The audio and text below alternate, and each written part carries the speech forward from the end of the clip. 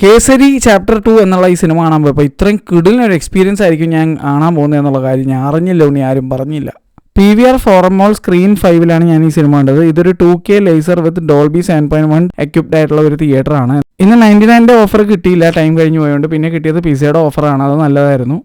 Kesari chapter 2 the untold truth of Jallianwala Bagh, directed by Karan Singh Tyagi, starring R. Madhavan, Akshay Kumar, Ananya Panday. വേറെ level പടം. ആദ്യം തന്നെ ഞാനൊരു സോറി പറയുകയാണ്. കാരണം ഫസ്റ്റ് ഡേ ഈ സിനിമ ഞാൻ കാണാൻ പോയില്ല. അത് വേറെ ഒന്നും കൊണ്ടിട്ടല്ല, അക്ഷയ് കുമാറിൻ്റെ ഈ അടുത്ത് കണ്ട സിനിമകളൊക്കെ വളരെ മോശം ആയിട്ട് തോന്നിയതുകൊണ്ട് എനിക്കൊരു ധൈര്യം കിട്ടിയില്ല എന്നുള്ളതാണ് സത്യം. പക്ഷേ ഈ സിനിമ ത്രൂ ഔട്ട് 2 hours 14 minutes രോമാഞ്ചമായിരുന്നു. ലാസ്റ്റ് 20 minutes വേറെ ലെവൽ ഒരു സിനിമയാണെന്ന് പോലും ഞാൻ മറന്നുപോയി. അങ്ങനത്തെ ഒരു ഫീലിംഗാണ് എനിക്ക് കിട്ടിയത്. രോഷം കൊണ്ടും ഇങ്ങനെ എൻ്റെ മോനെ ചോര തിളച്ച് വന്നെന്നൊക്കെ പറയില്ല, അതുപോലത്തെ ഒരു ഫീലിംഗാണ് എനിക്ക് തിയേറ്ററിൽ ഇരുന്ന് കണ്ടിട്ട് എനിക്ക് കിട്ടിയത്. ഞാനിത് കണ്ടത് ഫോറം മോളിലുള്ള PVR സ്ക്രീൻ 5-ലാണ്. വന്നിരിക്കുന്ന DCP 2K 5.1 ആണ്. പക്ഷേ അത് കഴിഞ്ഞിട്ട് ഇനി എന്തെങ്കിലും DCP അപ്ഗ്രേഡ് വന്നതെന്നുള്ള കാര്യം എനിക്കറിയില്ല. എൻ്റെ സ്പ്രെഡ്ഷീറ്റ് എടുത്ത് നോക്കിയാൽ മതി, നിങ്ങൾക്ക് കാണാൻ പറ്റും. പക്ഷേ ഞാൻ ലേസർ കണ്ടുകൊണ്ട് തന്നെ എന്ത് രസമായിരുന്നു അറിയുമോ. ക്ലാരിറ്റി 2K ആണെന്ന് എനിക്ക് വിശ്വസിക്കാൻ കഴിഞ്ഞില്ല. എന്തോ കിടിലം നല്ലൊരു ക്യാമറയിലാണ് ഇത് ഷൂട്ട് ചെയ്തിരിക്കുന്നത്. ഔട്ട് എടുത്തിരിക്കുന്നത് അടിപൊളിയായിട്ടാണ്. ഇതൊക്കെ കൂടാതെ നല്ല രസമായിട്ട് സൗണ്ട് മിക്സ് ചെയ്ത് വെച്ചിട്ടുണ്ട്. ഇതിൻ്റെ 5.1 ചാനൽ തന്നെ ഇനഫ് ആൻഡ് മോർ ആയിരുന്നു. നല്ല ബേസി ആയിട്ടുള്ള മ്യൂസിക്കും ഒക്കെ കൂടി കിടിലം പാട്ടുകളൊക്കെ ആയിട്ട് വെറുതെ കിടിലുണ്ട്, ഒന്നും പറയേണ്ടതില്ല. സൂപ്പറായിരുന്നു. Music played a vital role in giving me a lot of goose bumps. കൂടാതെ ആക്ടിങ് ഡയലോഗ് ഒക്കെ ഉണ്ട്, അതിലേക്ക് ഞാൻ വരാം. അതിന് മുന്നേ മ്യൂസിക് ആരാ ചെയ്തതെന്ന് നോക്കട്ടെ. ശാശ്വത് സച്ചിദേവ്, കവിതാ സേത്ത്, പാട്ട് പാടുന്ന കവിതാ സേത്ത്, കനിഷ്ക് സേത്ത്, അവർ സിസ്റ്റർ ബ്രദേഴ്സും കൂടി ചേർന്നിട്ട്. എൻ്റെ ആ പൊന്നു വെറുതെ കിടിലം എന്ന് പറഞ്ഞാൽ വേറെ ലെവൽ പടം. ഞാൻ ഈ കൊല്ലം കണ്ട എനിക്ക് ഏറ്റവും ഇഷ്ടപ്പെട്ട, എൻ്റെ മനസ്സിലേക്ക് ഓടി വരുന്ന 3 ഹിന്ദി സിനിമകളിൽ ഒന്നായി മാറിയത്. ഏറ്റവും കൂടുതൽ എനിക്ക് ഇഷ്ടപ്പെട്ടത് ഈ കൊല്ലം ഞാൻ കണ്ടതിൽ സൂപ്പർ ബോയ്സ് ഓഫ് മാലേഗാവൻ എന്നുള്ള സിനിമയായിരുന്നു. എത്ര പേര് ആ സിനിമയെ പറ്റി കേട്ടെന്ന് പോലും അറിയില്ല. റീമ ഘാട്ടി സംവിധാനം ചെയ്തിട്ടുള്ള കിടിലൊരു പടമാണ്. ആ സിനിമയുടെ ലാസ്റ്റ് 20 minutes നിങ്ങൾ കരഞ്ഞില്ലെങ്കിൽ നിങ്ങൾക്ക് മനുഷ്യപ്പറ്റില്ല എന്ന് ഞാൻ പറയും. കാരണം അങ്ങനത്തെ ഒരു പടമാണ്. Last 20 minutes was peak cinema at its best. അതൊരു സാധനം. കഴിഞ്ഞ കൊല്ലം ബോളിവുഡിൽ നിന്നും എനിക്ക് ഏറ്റവും ഇഷ്ടപ്പെട്ട പടം ലാപ്പത്ത ലേഡീസ് ആയിരുന്നു. ഇത്തവണ എനിക്ക് സൂപ്പർ ബോയ്സ് ഓഫ് മാലേഗാവൻ, അതുപോലെ തന്നെ ഡിപ്ലോമാറ്റ് എന്നുള്ള സിനിമ, ഈ പടം കേസരി ചാപ്റ്റർ 2 വെറുതെ കിടിലം പടോടെ. അത് മാത്രമല്ല, if anybody underestimates Akshay Kumar or Ananya Panday, ഞാൻ ആ പേര് പറയാണ്, അനന്യ പാണ്ഡെ. കാരണം നമ്മളിവിടെ നാട്ടിൽ കല്യാണി പ്രിയദർശന ഇങ്ങനെ ആൾക്കാർ കളിയാക്കുന്ന പോലെ, അല്ലെങ്കിൽ അതിൽ മേലെ വേണമെങ്കിൽ ഒരുപാട് സൈബർ ബുള്ളിങ് അനുഭവിച്ച, നെപ്പോട്ടിസം എന്നും പറഞ്ഞ് കളിയാക്കി ഊക്കി ആകപ്പാടെ ഒരു കോലാക്കി വെച്ചിട്ടുള്ള ഒരു നടിയും ഒരു പെൺകുട്ടിയാണ് സത്യത്തിൽ പറഞ്ഞ അനന്യ പാണ്ഡെ. എനിക്ക് അങ്ങനെ തോന്നിയിട്ടുണ്ട്. പക്ഷേ 2 സിനിമകൾ നിങ്ങൾ കണ്ടു നോക്കുക അനന്യയുടെ. ഒന്ന് ഈ സിനിമ, രണ്ടാമത് വിക്രമാദിത്യ മോട്ടുവാനെ സംവിധാനം ചെയ്തിട്ടുള്ള കൺട്രോൾ, CNTRL എന്ന് പറഞ്ഞ സിനിമ. Vikramaditya Motwane is the director of Udaan എന്നുള്ള ഒരു വേറെ ലെവൽ സിനിമ, ട്രാപ്ഡ് എന്നുള്ള ഗംഭീര സിനിമ, ലുട്ടേര. ബോളിവുഡ് സിനിമ കണ്ടതിൽ വെച്ച് ഏറ്റവും അണ്ടർ റേറ്റഡ് അല്ലെങ്കിൽ ഏറ്റവും അണ്ടർ അപ്രീഷിയേറ്റഡ് എന്ന് എനിക്ക് ഫീൽ ചെയ്തിട്ടുള്ള ഒരു സൂപ്പർ ഹീറോ സിനിമ എടുത്തു വെച്ച ഒരു മനുഷ്യൻ കൂടിയായിരുന്നു വിക്രമാദിത്യ മോട്ടുവാനെ. ഭാവേഷ് ജോഷി. ആ സിനിമ നിങ്ങൾ കണ്ടിട്ടില്ലെങ്കിൽ മാസ്റ്ററായിട്ട് ഇന്ന് തന്നെ കാണുക. അതിൽ കിടലം പടമാണ്. ഇതൊക്കെ എടുത്ത ഡയറക്ടർ അനന്യ പാണ്ഡെ കാസ്റ്റ് ചെയ്ത് എടുത്ത ഒരു സിനിമയാണ് CNTRL കൺട്രോൾ. എൻ്റെ മോനെ കിടിലം പടമാണത്. ആ ഒരു സിനിമയും ഈ ഒരു സിനിമയും പിന്നെ ഒരു പരിധി വരെ വേറൊരു സിനിമയുണ്ട്, ദീപികയുടെ ഒരു സിനിമയുണ്ട്, നമ്മുടെ ഗല്ലി ബോയിലൊക്കെ അഭിനയിച്ച അവനായിട്ട്. ആ സിനിമയുടെ പേര് പെട്ടെന്ന് എനിക്ക് വായിലേക്ക് ഇപ്പോൾ മനസ്സിലേക്ക് വരുന്നില്ല. സിനിമയുടെ പേരെന്തായിരുന്നു? മൻമർസിയാൻ അല്ലല്ലോ, ദിൽ ഡൂബേ ആ പാട്ടുള്ള ഗെഹ്റായ എന്നാന്ന് തോന്നുന്നുണ്ട് ആ സിനിമയുടെ പേര്. എന്തായാലും ആ സിനിമയിലും അനന്യയുടെ പെർഫോമൻസ് നല്ലതായിരുന്നു. ഇതിൽ Ananya has done A wonderful job. I loved Har performance. മൊത്തത്തിൽ ഇതിനകത്ത് അനന്യനെ കാണാനാണെങ്കിലും ഭയങ്കര ഐശ്വര്യമുണ്ട്, ഭയങ്കര രസമായിട്ട് ആൾ അഭിനയിച്ചു വെച്ചിട്ടുണ്ട്. ഒരു ക്രൂഷ്യൽ മൂമെൻറ്റിൽ അനന്യയുടെ അഭിനയം വാസ് കിടിലം. Do not underestimate that girl, she can act. അത് എനിക്ക് തോന്നി, എനിക്കങ്ങനെ ഫീലായി. നന്നായിട്ട് അഭിനയിച്ചിട്ടുണ്ട് ഈ സിനിമയിൽ.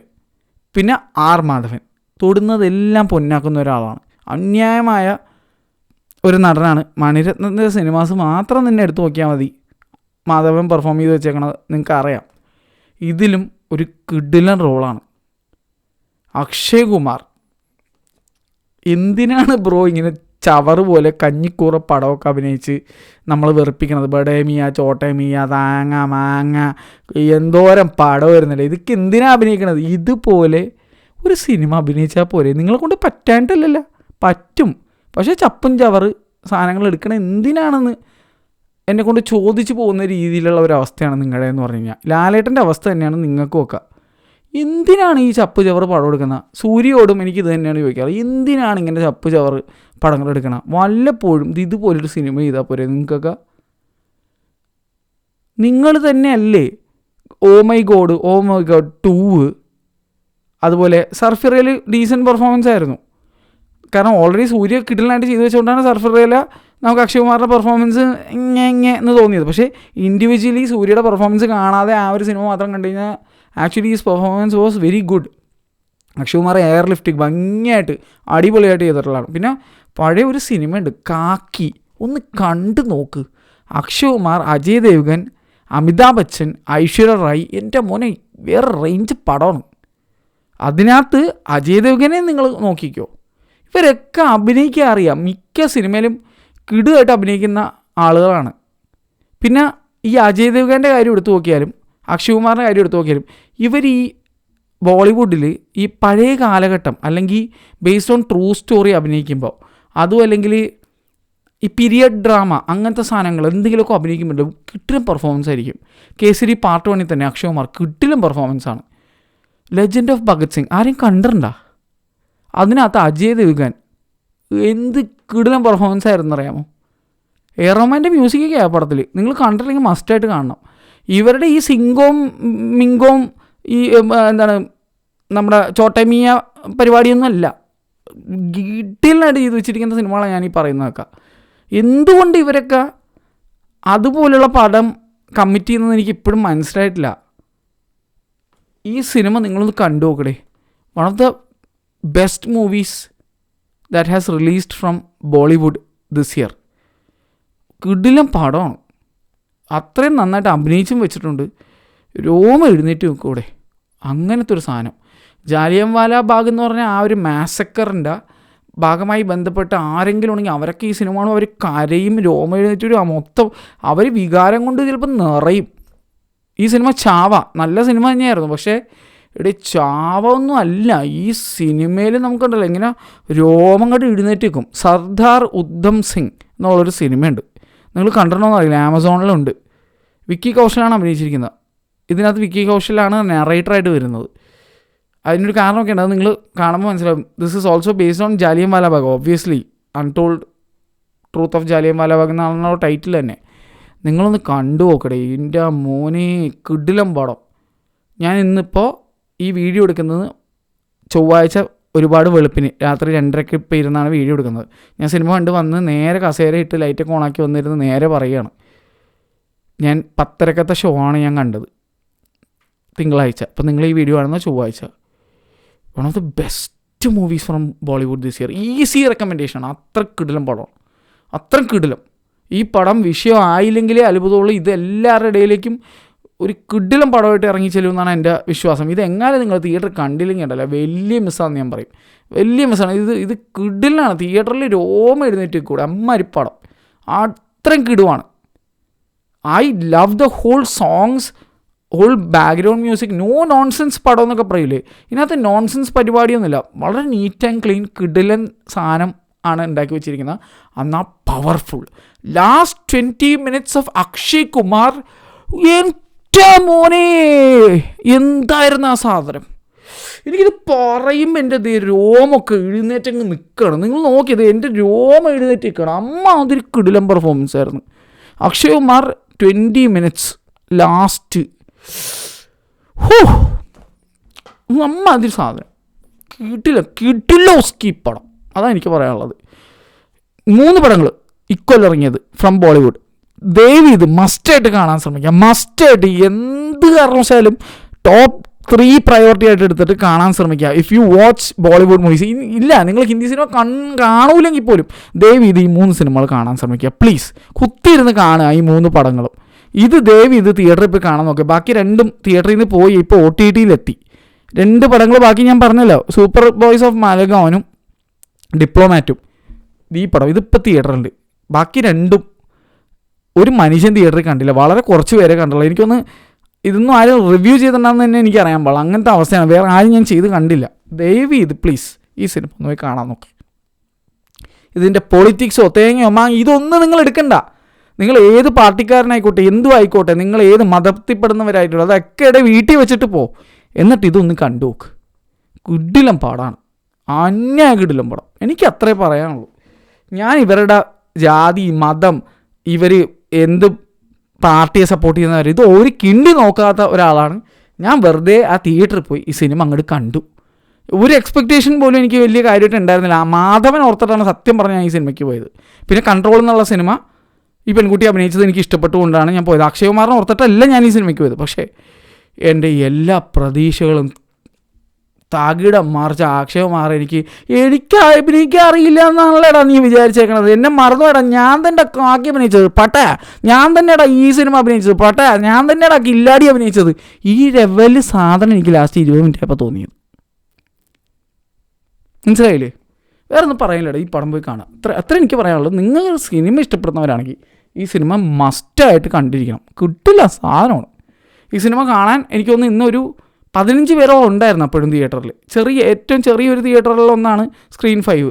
അതിൽ എനിക്കൊന്ന് 15 കൂടുതൽ ആളുണ്ടായിരുന്നു. അതുകൊണ്ട് കിട്ടില്ല പടമായിട്ട് എനിക്ക് ഫീൽ ചെയ്തത്.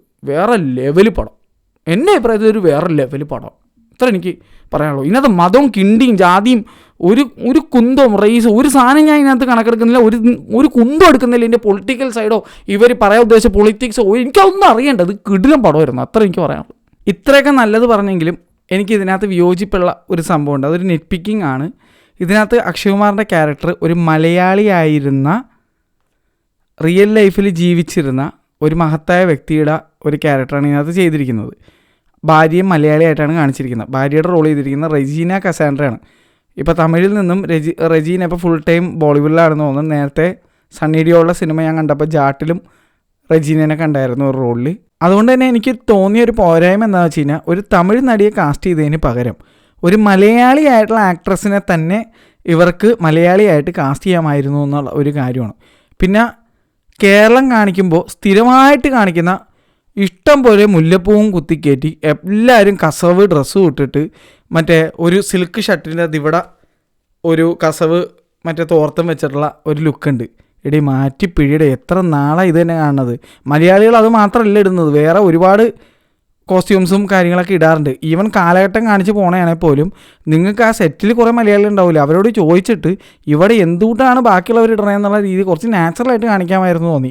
ഇത് എപ്പോൾ ഹിന്ദി സിനിമയിൽ കേരളം കാണിച്ചാലും കുറേ ഹൗസ് ബോട്ട്, കുറേ ആൾക്കാർ മറ്റേ ഇങ്ങനെ കസവ് സാധനങ്ങൾ മാത്രം ഇട്ടിട്ടുണ്ട്. കാരണം ഇവിടെ എല്ലാവരും കസവ് ഇടുന്നത് പോലും വല്ല ഓണത്തിനും വിഷുവിനൊക്കെയാണ്. അല്ലാതെ കേരള പിറവിക്കൊക്കെയാണ് കസവ് ഇടണം. അല്ലാതെ എല്ലാ ദിവസവും ആൾക്കാർ കസവ് ഇട്ട് അങ്ങോട്ട് കൂടെ നടക്കത്തൊന്നുമില്ല. അത് മാത്രമേ എനിക്ക് ഈ സിനിമയിൽ പോരായ്മയായിട്ട് എനിക്ക് ഫീൽ ചെയ്തുള്ളൂ. പിന്നെയുള്ളത് അക്ഷയ് കുമാറിൻ്റെ ക്യാരക്ടർ ഒറ്റൊരു മലയാളം ഡയലോഗ് പറയും. അത് മറ്റേ എനിക്ക് ഫേസ് പാം സീനായിരുന്നു. ഒറ്റൊരു ഡയലോഗ്. പക്ഷേ ആ ഡയലോഗ് പുള്ളിക്ക് മലയാളം വഴങ്ങാത്തതുകൊണ്ട് ഇവിടെ മലയാളികൾക്ക് ഇനി മലയാളം മര്യാദക്ക് വഴങ്ങുന്നില്ല. അപ്പോഴാണ് പുള്ളി ആ ഡയലോഗ് പറഞ്ഞത്. അത് വൻ ക്രിഞ്ചായിട്ട് എനിക്ക് ഫീൽ ചെയ്തു. പക്ഷേ ഇതൊന്നും സിനിമ കാണാതിരിക്കാനോ അല്ലെങ്കിൽ ഇതൊരു 0.00001% ഒരു ചെറിയ പോരായ്മ മാത്രമായിട്ടേ ഞാൻ പറയുള്ളൂ. അല്ലാതെ നോക്കുകയാണെങ്കിൽ പടം കിടിലമാണ്. കിടിലം. ഇത് ഞാൻ നിപ്പിക്കിയതാണ് ഈ കാര്യം. അപ്പോൾ എന്തായാലും എൻ്റെ അഭിപ്രായത്തിൽ വേറെ ലെവൽ സിനിമയായിരുന്നു. നിങ്ങൾ മസ്റ്റായിട്ട് കാണണം എന്നാണ് എൻ്റെ ഒരു അഭിപ്രായം. ഓക്കെ, നാളെ അപ്പോൾ വേറെ വീഡിയോ ഇടണം. Bye bye.